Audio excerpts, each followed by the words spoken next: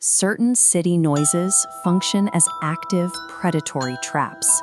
They wait for an unsuspecting listener to trigger a sequence that cannot be undone.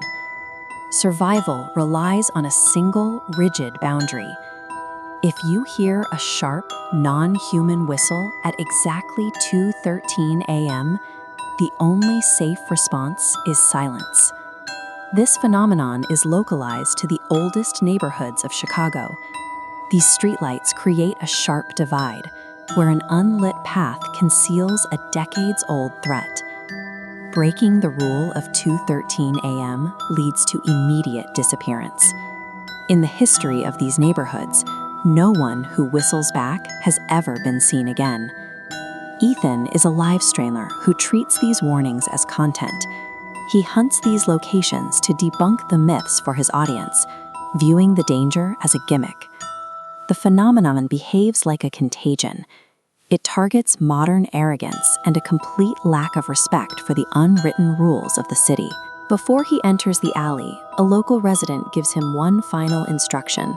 Whatever he hears, he must not answer.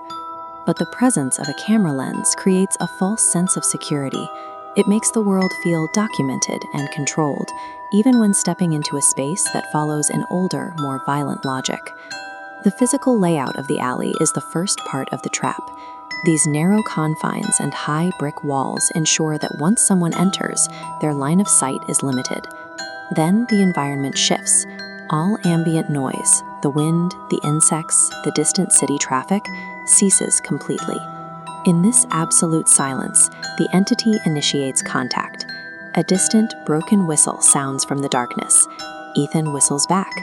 Instantly, the city's power grid shuts down, and he is pulled into a situation he can no longer control or document. By answering the sound, the observer becomes the prey. The nature of his interaction with the alley has shifted from a recording session to a struggle for survival. The camera's night vision catches the first glimpse of the source.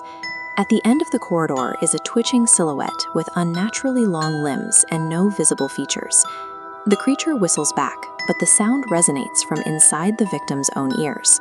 The frequency is high enough to burst capillaries, causing blood to drip from Ethan's nose. The entity warps geography, turning straight paths into a closed physical loop. Running forward only returns the victim to the start, accelerating exhaustion. The loop then inevitably collapses, delivering the prey directly to the waiting entity. Distorted whispers begin to override the victim's senses, commanding them to turn around and look at the creature. The chase is a psychological breakdown designed to render the victim completely incapable of resisting. The loop ends. Ethan is forced face-to-face with the entity. Behind the stretched, skinless mouth is a hollowed throat cavity filled with fleshy nodules. These nodules are human vocal organs.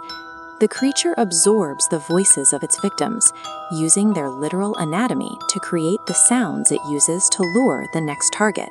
The final moments are a sensory overload, destroying the camera sensor and ending the recording in a surge of digital static.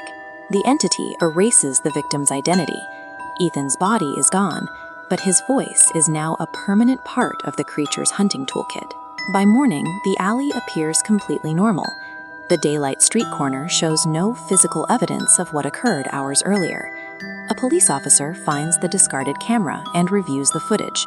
When he hears the recorded whistle, the cycle begins again. The curse spreads through the audio itself. Even a recording of the whistle is enough to mark anyone who hears it. This means the trap is no longer confined to a Chicago alleyway.